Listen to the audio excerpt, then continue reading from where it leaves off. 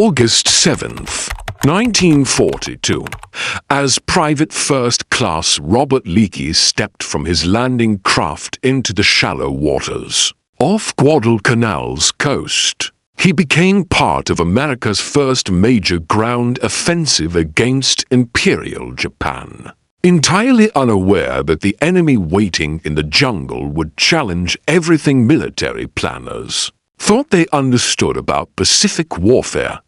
Leckie served with H Company, 2nd Battalion, 1st Marines, operating as a machine gunner in the 1st Marine Division. Just 21 years old, standing 5'8" and weighing 148 pounds. This New Jersey native had signed his enlistment papers within 24 hours of the Pearl Harbor attack.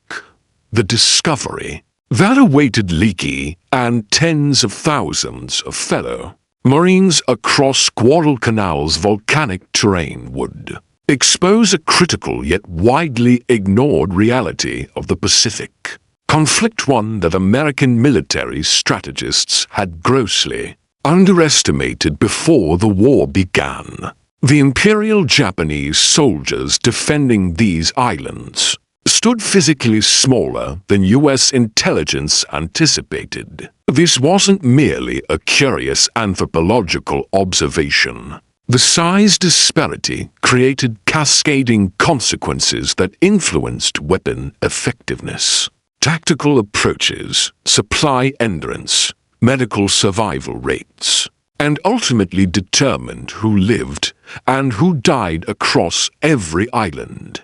Battlefield from 1940 to until Japan's surrender. Leckie's dual assignment as both reconnaissance scout and machine gunner positioned him uniquely among frontline Marines. His scouting duties demanded he advance ahead of the main assault forces, identifying enemy fortifications, estimating defensive strength, and mapping Japanese positions before reporting back to company commanders. This role placed Leckie in closer, more sustained contact with enemy installations, abandoned equipment, and battlefield casualties than typical riflemen experienced in conventional infantry companies. The observations Leckie accumulated during those initial months fighting across Guadalcanal would fundamentally reshape his comprehension of the entire Pacific theater and why the war unfolded as it did. Marines splashing ashore that August morning had braced for ferocious opposition. Japanese engineering units had occupied Guadalcanal since June 1942, constructing an airfield that, if completed and operational, would directly threaten Allied shipping lanes to Australia. American strategic planners deemed Guadalcanal sufficiently critical to justify launching the war's first American offensive there, committing not just the entire 1st Marine Division, but substantial supporting elements from both the Navy and Army Air Forces. Yet the actual amphibious landing encountered virtually zero resistance.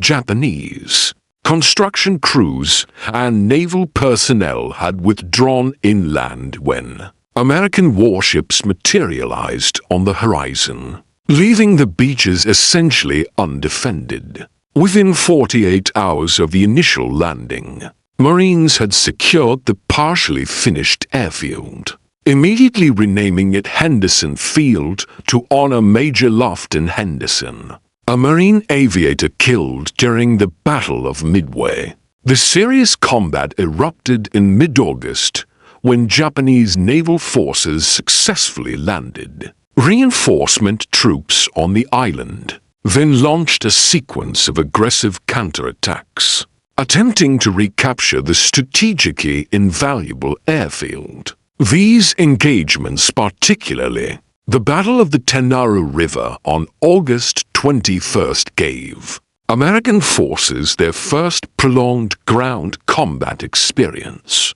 against Japanese infantry in World War II. During and immediately following these clashes, Leckie and his fellow Marines began recognizing consistent physical differences between themselves and their adversaries. The typical Japanese soldier deployed throughout the Pacific Theater measured 5 feet, 3½ inches in height, and weighed between 116 and 120 pounds. This data derives from the Official Soldier's Guide to the Japanese Army, published by the U.S. War Department in 1944, which synthesized intelligence gathered from prisoner interrogations, captured military documents, and medical examinations conducted across multiple Pacific campaigns. The guide specifically noted that Japanese soldiers possessed small stature compared with Americans, with short, thick limbs and an average height significantly below that of Western soldiers. The average American soldier, by comparison, stood 5 feet 8 inches tall and weighed 144 pounds. According to comprehensive records maintained by the Army Quartermaster Corps, responsible for uniform sizing and equipment specifications, Marines typically measured slightly above these Army averages, since Marine Corps recruiting standards during this period actively favored taller candidates. This created an approximate 4½ inch height differential and roughly 25 to 28 pound weight gap between typical American and Japanese soldiers. These measurements might appear as minor statistical variations on paper, but across sustained combat operations on isolated Pacific islands with severely limited resources, these differences transformed into life and death matters in ways neither combatant nation fully anticipated when war commenced. Robert Leckie first encountered tangible evidence of Japanese physical constraints during the Tenaru River engagement on August 21, 1942. His machine gun section helped repel a Japanese night assault across the sandbar at the Tenaru River's mouth. The attack, commanded by Colonel Kiyonao Ichiki with approximately 900 Japanese soldiers, constituted a direct frontal assault against prepared Marine defensive positions. It proved a tactical catastrophe for the Japanese forces. American machine guns systematically cut down successive waves of attacking infantry. By sunrise, the assault had completely failed, with Japanese casualties exceeding 800 killed. Leckie recounts in his memoir Helmet for My Pillow walking among the Japanese dead, scattered along the riverbank and beach the following morning. He was immediately struck by how diminutive the bodies appeared. Japanese uniforms looked proportioned for adolescents rather than grown men. Equipment harnesses and ammunition pouches seemed proportionally smaller than comparable American gear. Individual Japanese soldiers, who had appeared normal-sized when observed from distance, looked remarkably small when Leckie stood directly beside the bodies. The visual contrast registered starkly enough that Marines throughout the entire perimeter commented on it repeatedly during the cleanup operations that followed. What Leckie could not have known that August morning was that those Japanese soldiers were already experiencing significant malnutrition before they launched their attack. Japanese supply lines to Guadalcanal were suffering increasingly effective interdiction from American submarines and aircraft operating from Henderson Field. Rations were failing to reach forward units consistently. Men who should have been receiving the standard Japanese army ration of 3,400 calories daily were receiving substantially less, sometimes half that amount, or even less, depending on how recently supply shipments had arrived. The Japanese military diet throughout the South Pacific depended almost entirely on white rice as the primary caloric foundation, supplemented with smaller quantities of fish, pickled vegetables, soy-based products, and occasionally meat when circumstances permitted. White rice delivers adequate calories to sustain basic metabolic functions, but it fundamentally lacks essential vitamins and minerals, particularly thiamine, vitamin C, and various B-complex vitamins. Without proper supplementation from other nutritional sources, soldiers subsisting on rice-heavy diets rapidly developed nutritional deficiency diseases. The most prevalent deficiency disease afflicting Japanese forces was beriberi, caused by thiamine deficiency. Early symptoms include chronic fatigue, irritability, and memory impairment. As the condition progresses, it causes muscle weakness, peripheral nerve damage, leg swelling, difficulty walking, and cardiovascular complications. In severe cases, beriberi causes heart failure and death. Captured Japanese medical records from Guadalcanal translated by American intelligence officers following the campaign documented widespread beriberi cases throughout the Japanese garrison as early as September 1942, merely weeks after major combat operations commenced. The captured medical documentation revealed a grim progression. Soldiers arriving at Guadalcanal typically weighed between 120 and 130 pounds. Within 6 to 8 weeks on reduced rations, average weight dropped to approximately 100 pounds. After 3 months, soldiers were losing the capacity to perform strenuous physical labor. After 4 months, many could barely walk due to beriberi-related leg weakness and swelling.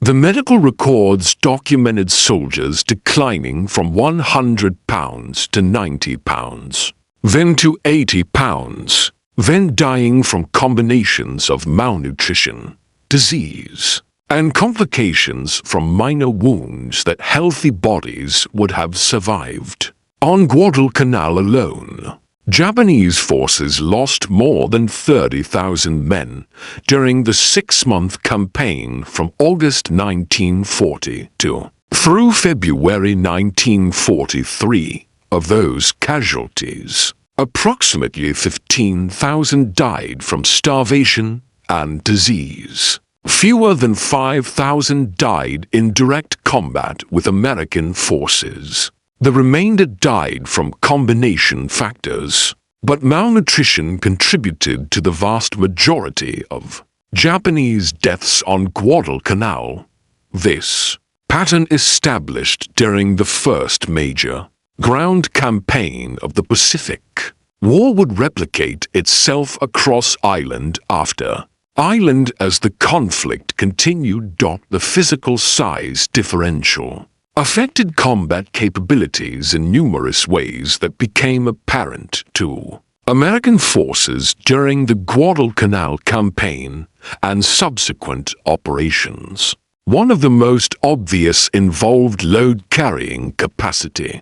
Infantry soldiers must transport weapons, ammunition, food, water, entrenching tools, first aid supplies, and personal equipment. The total load varies depending on the soldier's role and specific mission, but it consistently represents a significant percentage of total body weight. The standard Marine combat load in the Pacific included an M1 Garand rifle, weighing 9½ pounds or an M1 carbine weighing 5½ pounds for certain roles plus ammunition, bayonet, cartridge belt, canteen, first aid pouch, poncho, rations, entrenching tool, and personal items. The total combat load typically ranged from 40 to 60 pounds depending on weapon type and mission requirements. For a 145-pound Marine, that represented roughly 30 to 40% of body weight. For a 100-pound Japanese soldier carrying comparable equipment, it represented 50 to 60% of body weight. That differential in relative load meant American Marines could transport more ammunition, more water, and more supplies for longer distances with less physical fatigue. Japanese soldiers carrying comparable loads tired more quickly, moved more slowly across difficult terrain, and possessed less remaining energy for actual combat when they reached their objectives. This became particularly significant in the jungle terrain of the South Pacific, where movement off established trails required constant climbing, descending, stream crossings, and navigation through dense vegetation. Eugene Sledge, who would later fight at Peleliu and Okinawa, documented this physical dimension of Pacific War combat extensively. In his memoir With the Old Breed, Sledge enlisted in the Marine Corps in December 1942 and deployed to the Pacific with the 1st Marine Division in early 1944. He served as a 60mm mortarman with K Company, 3rd Battalion, 5th Marines, experiencing his first combat at Peleliu in September 1944. At Peleliu, the 1st Marine Division assaulted a heavily fortified island, defended by approximately 10,500 Japanese soldiers under Colonel Kunio Nakagawa. American operational planners expected to secure the island in 4 days. Instead, the battle consumed 73 days and became one of the bloodiest campaigns of the Pacific War. Relative to the forces engaged, the 1st Marines Regiment alone suffered over 50% casualties and had to be withdrawn from combat entirely, replaced by an Army regiment to complete operations. What made Peleliu extraordinarily difficult was that Japanese defensive tactics had evolved significantly since Guadalcanal. Rather than defending at the waterline and launching counterattacks, Nakagawa implemented defense in depth using Peleliu's natural coral ridge formations. His forces constructed hundreds of mutually supporting cave positions connected by tunnels, creating a defensive system that maximized terrain advantages while minimizing exposure to American firepower. Every cave required individual reduction, usually by direct assault with demolitions and flamethrowers. Sledge describes spending weeks fighting through the Umabrogal Pocketa Coral Ridge system the Marines nicknamed Bloody Nose Ridge.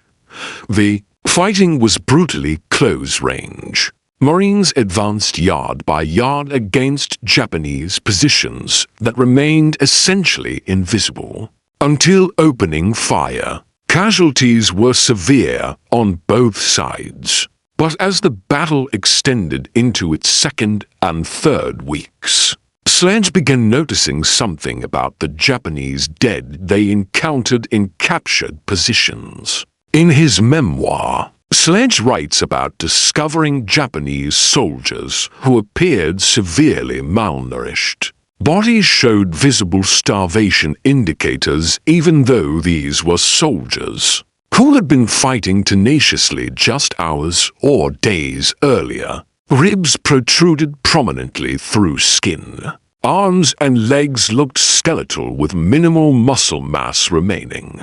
Some bodies were so light that 2 Marines could easily carry what would normally require for men to lift. Sledge also describes captured Japanese documents and prisoner statements indicating defenders were subsisting on quarter rations.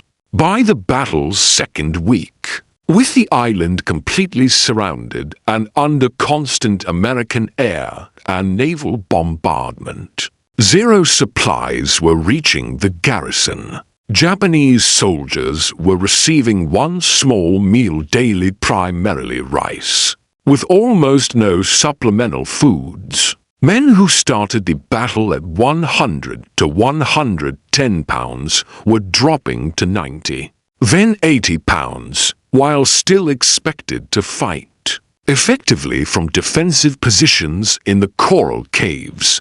The caves themselves, while providing excellent protection from American artillery and naval gunfire, created additional physical problems for defenders. Temperatures inside the caves regularly exceeded 110 degrees Fahrenheit. Ventilation was poor. Water was increasingly scarce as American forces captured or destroyed the island's limited freshwater sources. Japanese soldiers were simultaneously starving and dehydrating in an environment that accelerated both conditions. Captured Japanese medical personnel interrogated after the battle reported that heat exhaustion and dehydration were killing defenders almost as rapidly as American weapons by the battle's third week. Soldiers too weak from malnutrition to regulate body temperature effectively were dying from heat stroke inside the caves. Others became so dehydrated they could no longer function. Some died without ever being wounded by American fire. Their bodies simply shut down from the combined effects of starvation, dehydration, and heat exposure. The physical size difference between American and Japanese forces also manifested clearly in weapons and equipment design. The M2 flamethrower, one of the most critical weapons for reducing Japanese fortified positions, weighed 68 pounds when fully fueled with napalm. It consisted of 2 fuel tanks carried on a backpack frame, a nitrogen pressure tank, connecting hoses, and a firing nozzle with trigger mechanism. Operating the weapon required significant upper body strength to aim the nozzle, while maintaining balance, plus the physical stamina to carry 68 pounds of equipment in combat conditions. American Marines typically detailed larger, stronger men to flamethrower duty. A Marine weighing 160 to 180 pounds could operate the M2 effectively, though it remained physically demanding work. The weapon's fuel provided approximately 7 to 9 seconds of continuous fire, at an effective range of roughly 20 to 30 yards, which meant flamethrower operators had to approach dangerously close to enemy positions, expose themselves to fire while aiming and operating the weapon, then withdraw while still carrying the heavy equipment.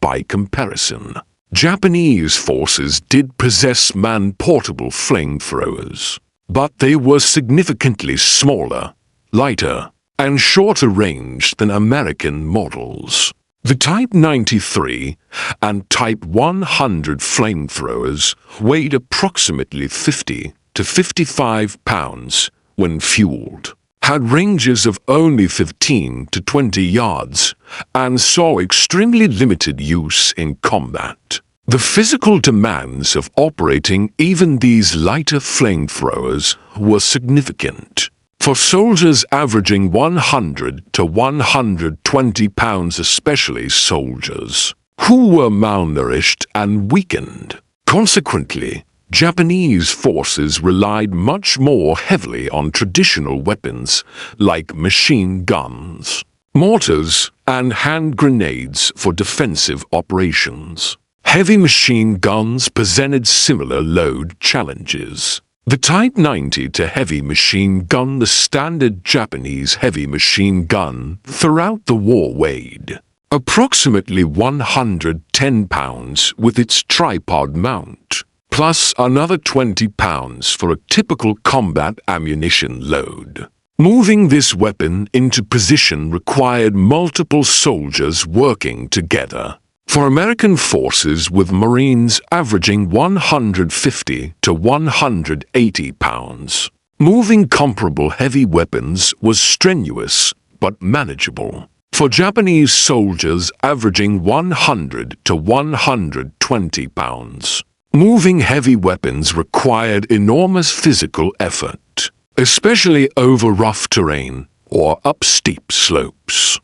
Robert Leckie observed this limitation repeatedly during the Guadalcanal and Cape Gloucester campaigns. Japanese defensive positions were typically well constructed and intelligently sited to maximize fields of fire and provide interlocking support between positions. But once American forces identified and suppressed a position, Japanese defenders very rarely succeeded in displacing their heavy weapons to alternate positions. They fought from their initial positions until killed, captured, or forced to abandon the weapons. The guns were simply too heavy for weakened soldiers to move under fire while also carrying ammunition and other equipment. The size differential extended beyond just weapons to include basic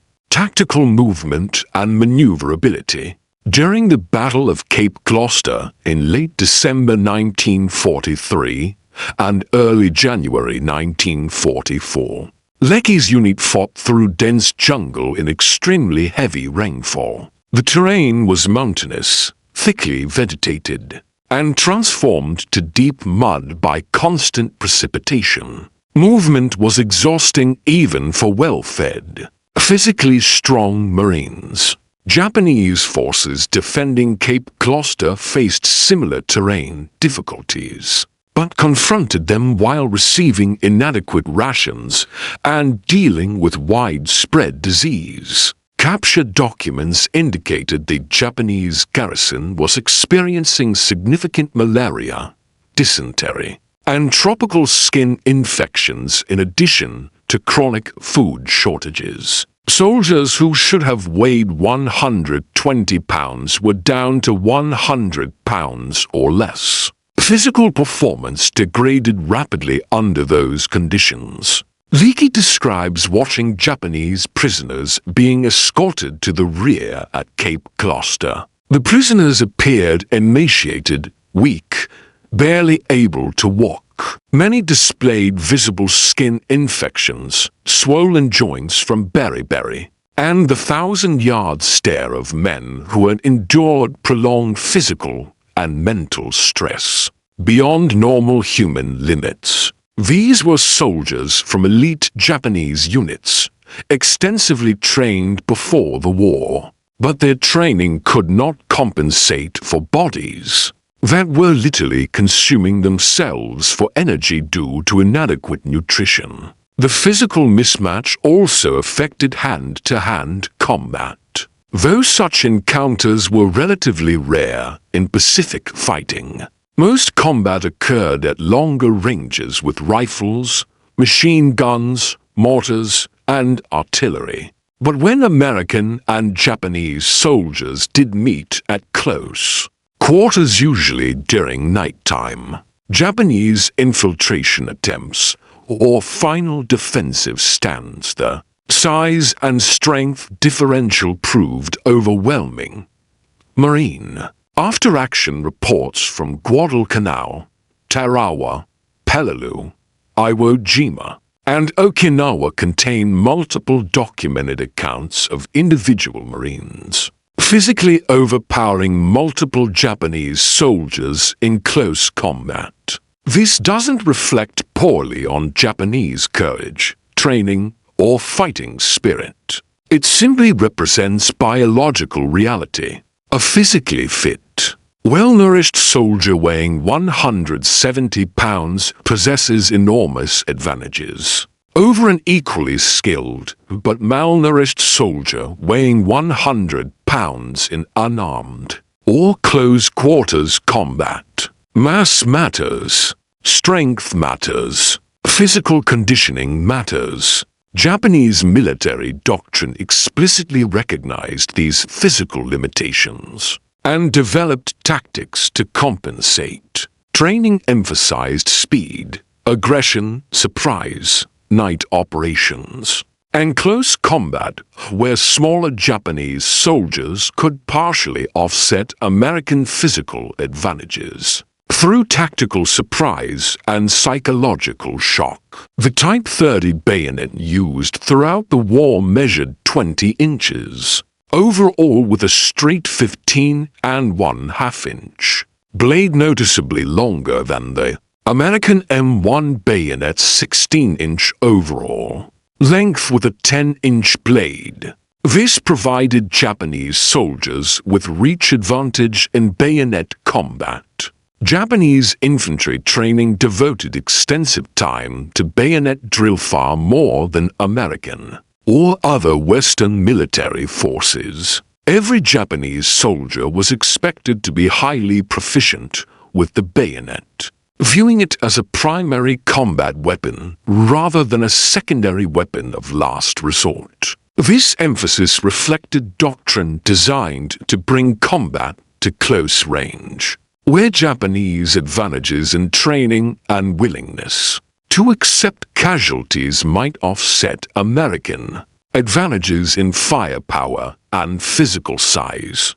But even with superior bayonet technique and longer reach, physical mass still mattered when two soldiers grappled at contact distance. Once bayonets crossed and fighting became a physical struggle, the larger, stronger man possessed decisive advantages. Marine Corps training manuals from the period explicitly noted this, instructing Marines to close quickly with Japanese soldiers in bayonet combat, accepting the initial thrust if necessary to get inside the opponent's reach, where superior size and strength could be brought to bear. By late 1944, the logistics crisis facing Japanese forces throughout the Pacific had become catastrophic. American submarines were systematically destroying Japanese merchant shipping faster than it could be replaced. The Japanese merchant marine, which numbered approximately 6 million tons at the Pacific War's start, had been reduced to approximately 2 million tons by December 1944. Most of that remaining tonnage was bottled up in Japanese home waters or operating exclusively in the Sea of Japan, where American submarines could not easily reach. Japanese garrisons scattered across the Pacific from the Aleutians to the Philippines to the Solomon Islands were receiving a tiny fraction of their required supplies. Many received nothing at all for months at a time. Soldiers were ordered to cultivate their own food to supplement inadequate rations. But most Pacific islands possessed poor volcanic soil, limited fresh water, and insufficient arable land to feed thousands of men. Sweet potato cultivation helped but could not provide adequate calories for soldiers engaged in heavy manual labor, construction of fortifications, and combat operations. Capture documents and prisoner interrogations conducted by American intelligence units repeatedly reported identical information from different locations across the Pacific. Japanese soldiers were chronically hungry, losing weight steadily, growing weaker progressively, and watching comrades die from nutritional deficiency diseases. Combat effectiveness declined in predictable stages that intelligence officers learned to recognize. Well-fed soldiers at full strength could fight and maneuver aggressively, mount local counterattacks, and sustain high-intensity combat operations for extended periods. Soldiers at reduced rations became more cautious, conserving energy, avoiding unnecessary movement, focusing on defensive operations from prepared positions. Soldiers at near-starvation levels could man defensive positions and fire weapons, but they could not assault, could not perform sustained physical labor, could not carry wounded comrades, could not execute the range of physical activities that infantry combat normally requires. By mid-1945, American operational planning incorporated Japanese nutritional decline as a predictable factor. Intelligence estimates routinely assumed that any Japanese garrison isolated from resupply for more than 60 days would be operating at diminished physical capacity. After 90 days of isolation, combat effectiveness would be severely degraded. After 120 days, starvation would be killing more Japanese soldiers than American military action. This assessment informed American strategy for dealing with Japanese garrisons on islands that were not strategically essential for the advance toward Japan. Rather than assault every defended island, American forces increasingly bypassed Japanese garrisons, establishing air and naval dominance around them to prevent resupply or evacuation, then leaving them to slowly collapse from starvation and disease. This strategy, sometimes called island hopping or leapfrogging, saved American lives by avoiding costly assaults while still neutralizing Japanese forces. Through simple logistics failure, the Battle of Iwo Jima in February and March 1945 illustrated another dimension of the physical size differential. Japanese forces under Lieutenant General Tadamichi Kurabayashi had spent months constructing elaborate underground defenses across the island. The fortification system included more than 18 kilometers of tunnels, connecting over 1,500 defensive positions including bunkers, artillery positions, mortar pits, and machine gun nests. The tunnels provided protected movement routes, allowing Japanese defenders to shift forces without exposure to American firepower. But the tunnels were designed around the physical dimensions of Japanese soldiers. Tunnel heights averaged 5'4" to 5'8" inches, adequate for soldiers, averaging 5'3" in height, but cramped for American Marines, many of whom stood over 6 feet tall. Inside the tunnel systems, Japanese defenders possessed a significant mobility advantage. They could move freely at full height, while American Marines advancing into the tunnels had to crouch or crawl, making them slower and presenting easier targets. American combat engineers quickly recognized this tactical problem. The solution was to avoid tunnel fighting as much as possible. Engineer teams sealed tunnel entrances with demolitions, used bulldozers to collapse entire tunnel sections, and pumped smoke or burning gasoline into tunnel openings to force defenders out. Tank-mounted flamethrowers proved especially effective, pumping napalm into cave and tunnel entrances, filling the interior spaces with fire and toxic smoke that made them uninhabitable. Japanese soldiers either evacuated into coordinated American fire or died from heat and smoke inhalation inside the tunnels. These tactics were brutal but effective.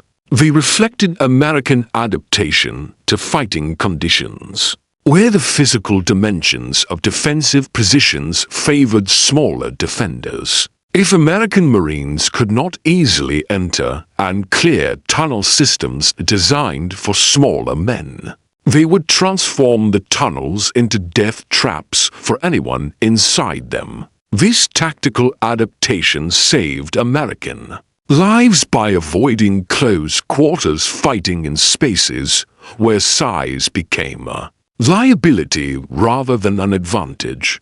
Medical data systematically collected from captured Japanese prisoners and examination of enemy dead confirmed field observations throughout the latter Pacific campaigns.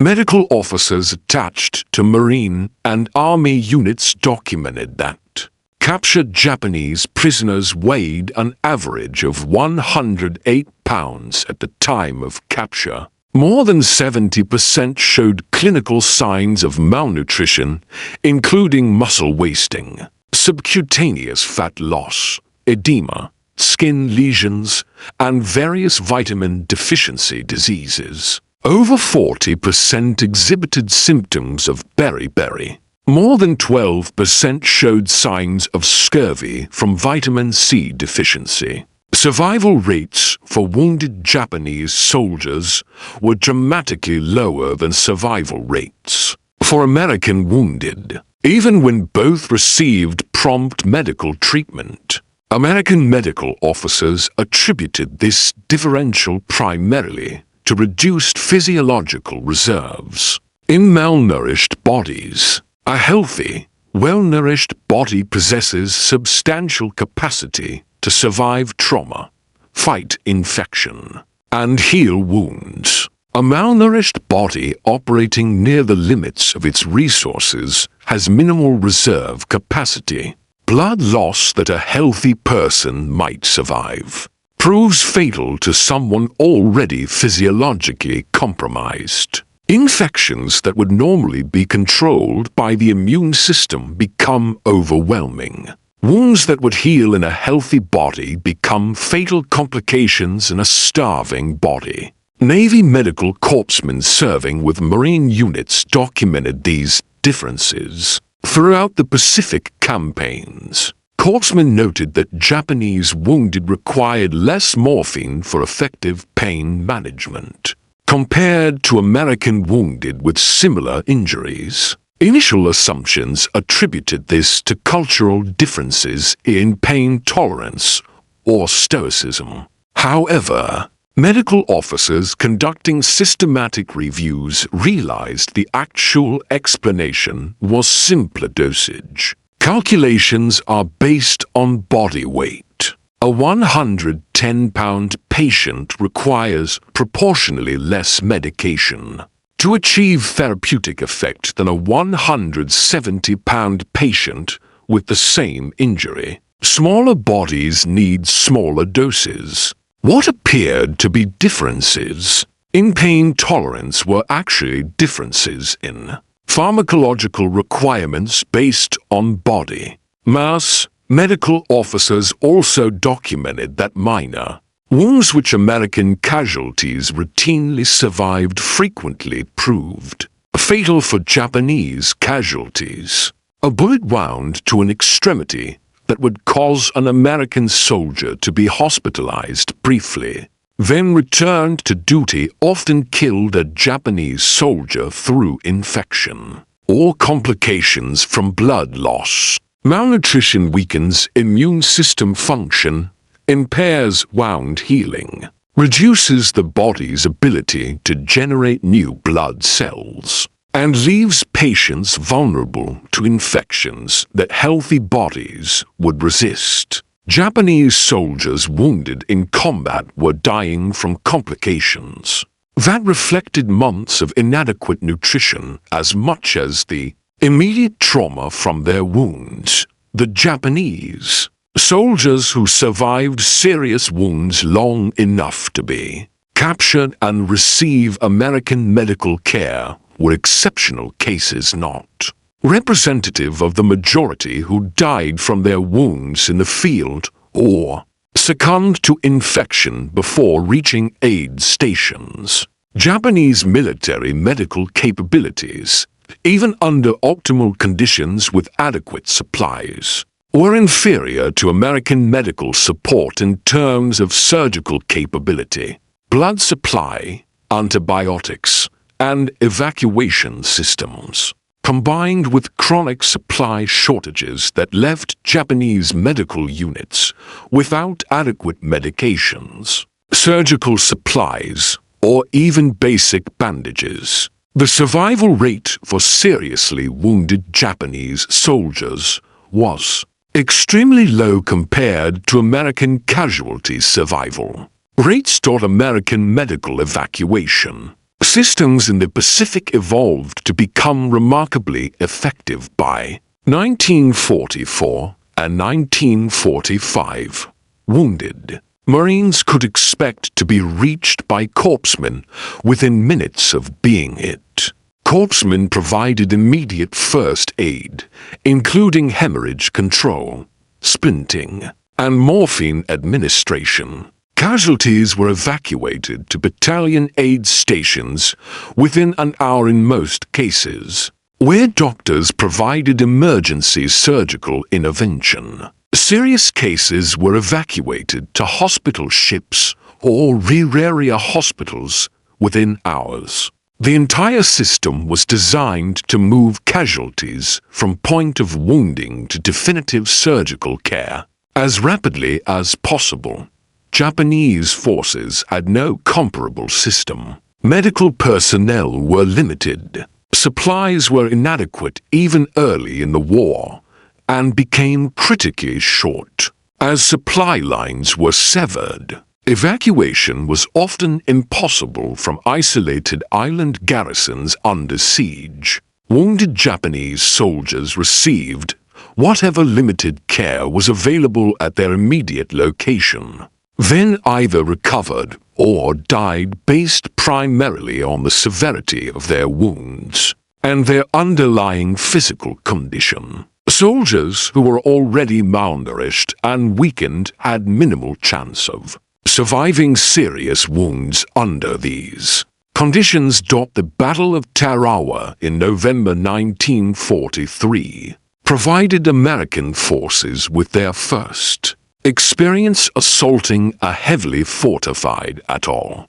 defended by well-supplied Japanese forces. Unlike Guadalcanal, where Japanese supply problems developed over months, the Tarawa garrison had been supplied adequately up until the American assault began. This allowed direct comparison of combat performance between well-fed Japanese defenders and the malnourished forces Americans had encountered elsewhere. The Japanese garrison on Betio Island in Tarawa atoll numbered approximately 4,500 combat troops under Rear Admiral Keiji Shibasaki. They had constructed elaborate beach defenses including concrete pillboxes, coastal guns, beach obstacles, and extensive trench systems. American intelligence estimated the position would require 3 days to capture.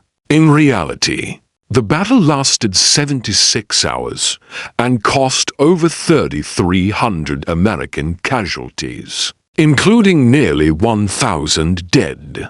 What made Tarawa particularly difficult was that Japanese defenders were at full strength, adequately supplied, and fighting from excellent fortifications. These were not starving soldiers struggling with malnutrition, but well-fed troops who had constructed strong defenses and were determined to hold them. The contrast with malnourished Japanese forces encountered on Guadalcanal and would later be seen at Peleliu was notable. Well-supplied Japanese soldiers fighting from prepared positions, were extraordinarily difficult to dislodge, even with overwhelming American firepower superiority. The lessons from Tarawa influenced American planning for subsequent operations. Planners realized that Japanese forces at full strength in fortified positions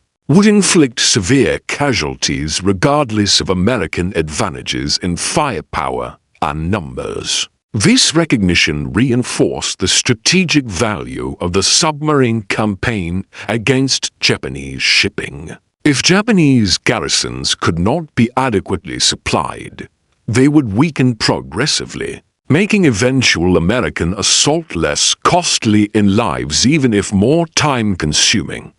On Okinawa, from April through June 1945, these patterns reached their final terrible conclusion. The Japanese 32nd Army defending Okinawa numbered approximately 77,000 combat troops, plus thousands of Okinawan conscripts pressed into military service.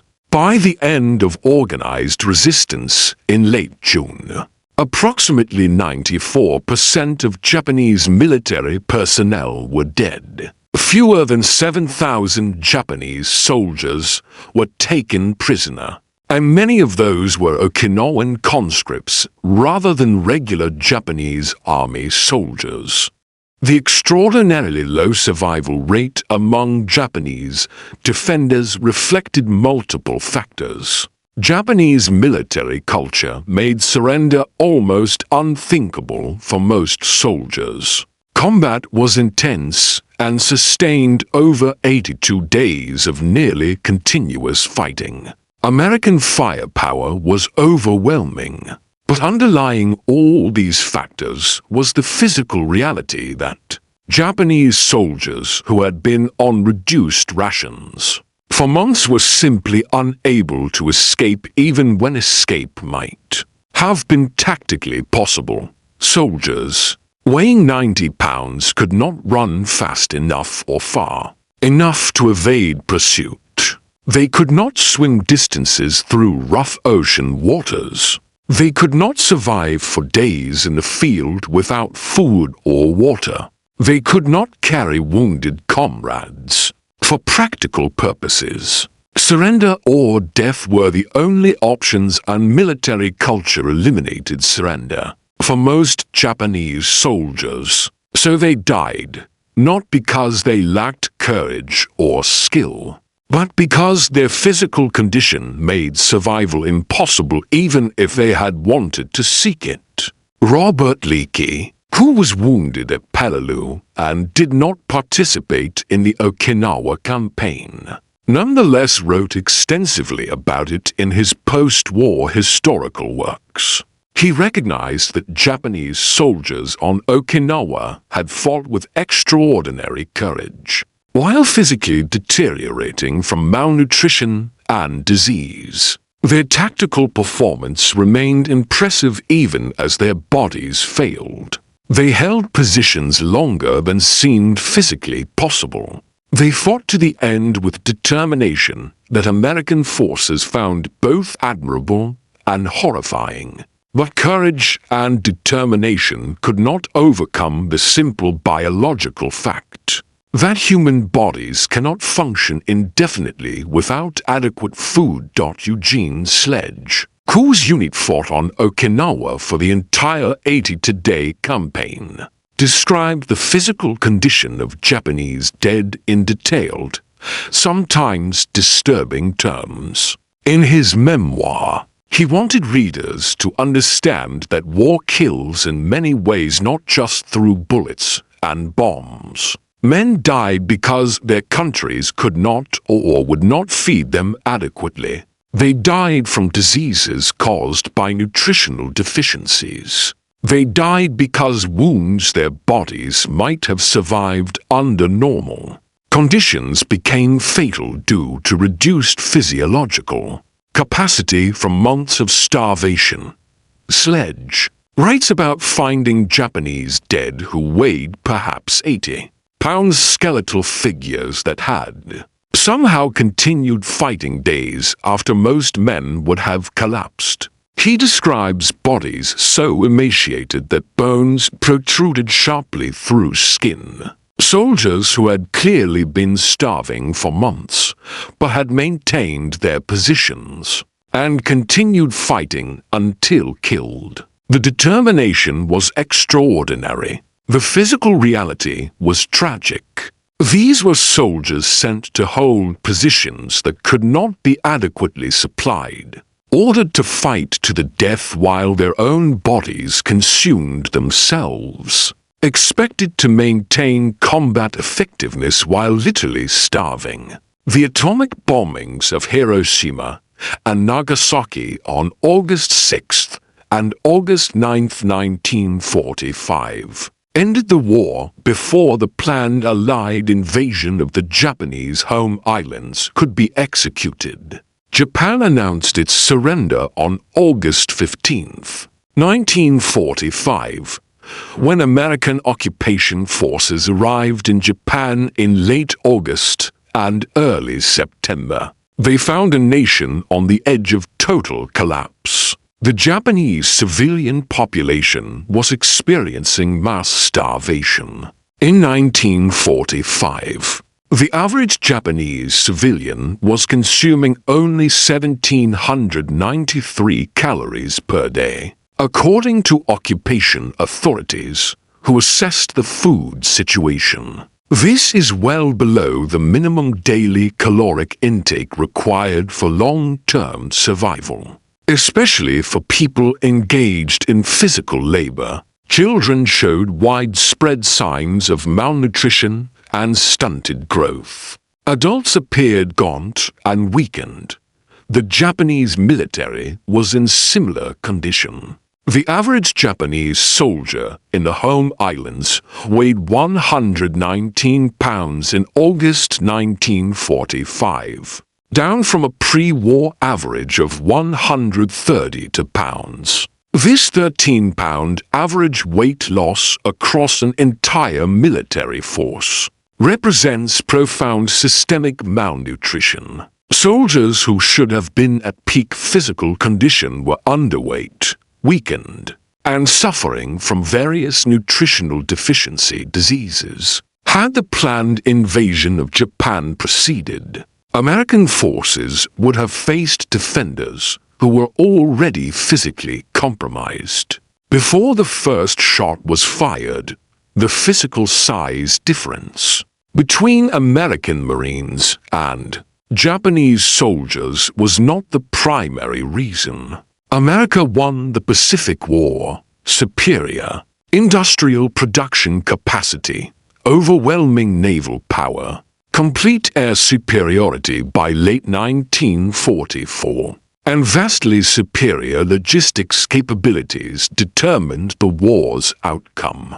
But the size difference was a visible symptom of the deeper strategic asymmetries that made American victory inevitable once American industrial and military power fully mobilized. Japanese soldiers entered the Pacific War averaging 120 pounds, supported by supply lines that proved completely inadequate. Once American forces achieved naval dominance, American soldiers entered the war averaging 145 pounds, supported by the most powerful and extensive logistics system ever created. That difference combined with America's ability to maintain supply lines across the Pacific while simultaneously severing Japanese supply lines created the conditions that led to Japanese defeat. Robert Leckie survived the war. He was wounded by blast concussion at Peleliu in September 1944 and was evacuated from combat. He returned to the United States in March 1945 and was honorably discharged shortly thereafter. Leckie worked as a journalist and author, writing more than 40 books on military history, sports, and other topics during his long career. His war memoir, helmet for my pillow was published in 1957 and has remained continuously in print. Recognized as one of the most honest and visceral accounts of ground combat in the Pacific theater, Leckie died in December 2001 at age 81, survived by his wife Vera and their 3 children. Eugene Sledge returned to Alabama after his discharge in February 1946. He struggled with what would today be recognized as post-traumatic stress disorder, experiencing nightmares and difficulty readjusting to civilian life. He attended Auburn University, earning bachelor's and master's degrees, then completed a doctorate in biology from the University of Florida. Sledge taught biology at the University of Montevallo in Alabama for decades, becoming a beloved professor known for his passion for natural history and his dedication to students. At his wife's urging, Sledge began writing about his war experiences in the late 1970s. His memoir With the Old Breed was published in 1981 by a small academic press. It received immediate critical acclaim. Military historians including John Keegan and Paul Fussell called it one of the finest combat memoirs ever written, praising its unflinching honesty and attention to the grim physical realities of sustained combat. The book has been required reading at the United States Naval Academy and is regularly assigned in college courses on World War II history and military literature. Sledge died in March 2001 at age 77. Both Leckie and Sledge spent their post-war years helping people understand that war is not romantic adventure but sustained horror, punctuated by moments of terror, exhaustion, and loss. They wrote honestly about what they witnessed, including the physical condition of the Japanese soldiers they fought. They described emaciated bodies, visible evidence of starvation, and the physical manifestations of logistical failure written on the corpses of men who had fought courageously until their bodies failed them. Neither man wrote with hatred or contempt for their former enemies. Both recognized that Japanese soldiers had fought with extraordinary courage and determination under impossible conditions. But both also understood that Japan had sent hundreds of thousands of soldiers to fight a war the nation lacked the resources to sustain. Japanese soldiers did not lose because they were inferior fighters. They lost because American submarines cut the supply lines that should have fed them, because their nation's industrial capacity could not match American production, and because their own bodies eventually consumed themselves when adequate food stopped arriving. The historical record assembled in the decades after the war makes absolutely clear what individual American servicemen observed during the conflict, but lacked comprehensive data to fully document. Japanese military forces throughout the Pacific suffered catastrophic nutritional deficiency that progressively degraded their combat effectiveness from 1942 through 1945.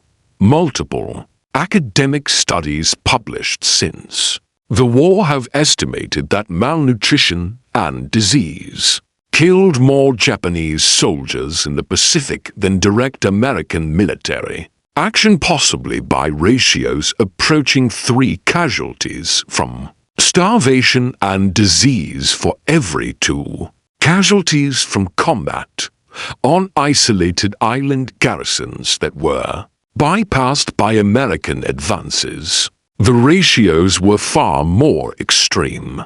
Some Japanese units lost 90% or more of their strength to starvation, with only a handful of soldiers dying from enemy action. Islands in New Guinea, the Northern Solomons, and other bypassed locations became death traps where Japanese soldiers slowly starved, unable to grow adequate food, unable to receive supplies, and unable to escape.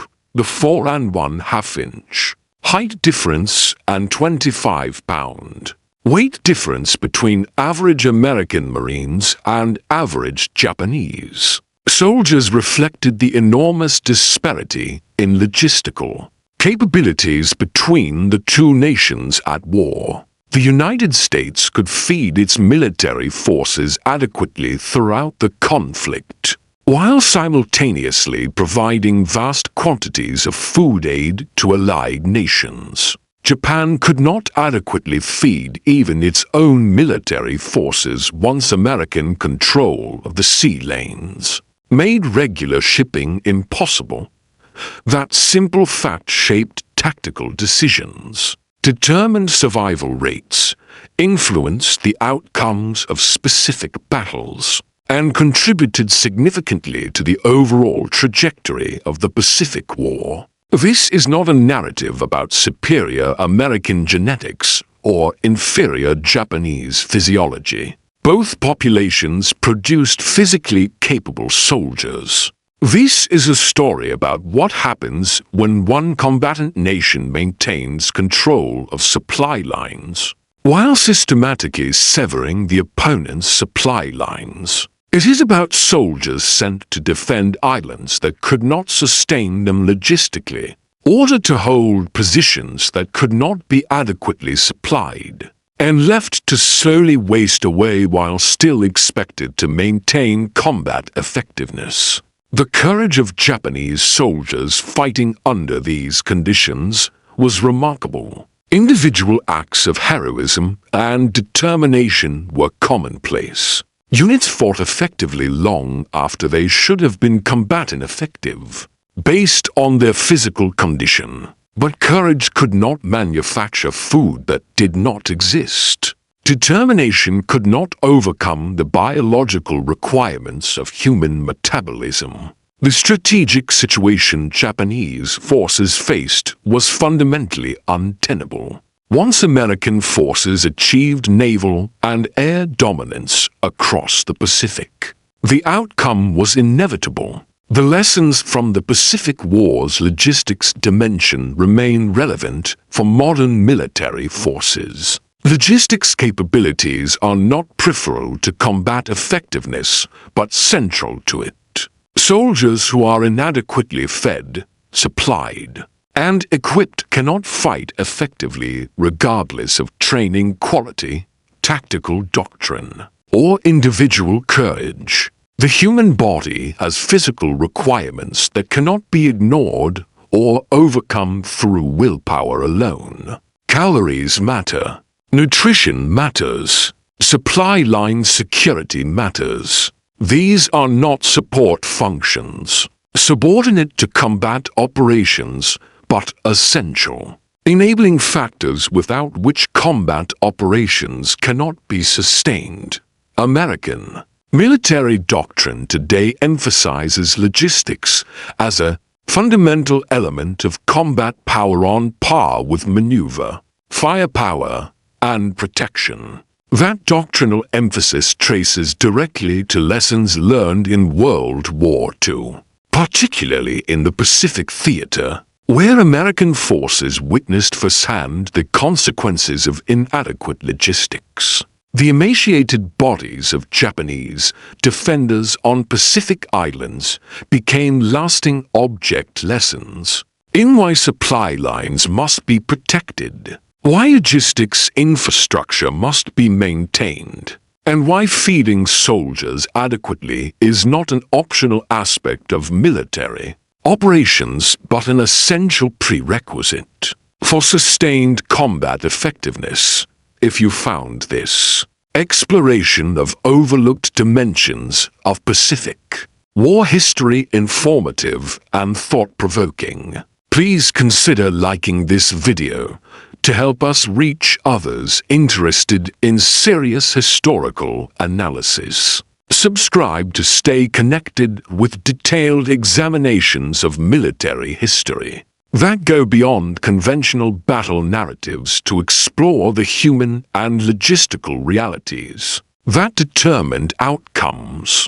We appreciate hearing your perspective in the comments section about what aspects of World War II history you would like to see explored in future analyses. Our community includes military veterans, professional historians, students, and people simply seeking to understand how wars are actually fought and won at the human level. Thank you for watching, and thank you for engaging thoughtfully with difficult history that deserves to be remembered and understood.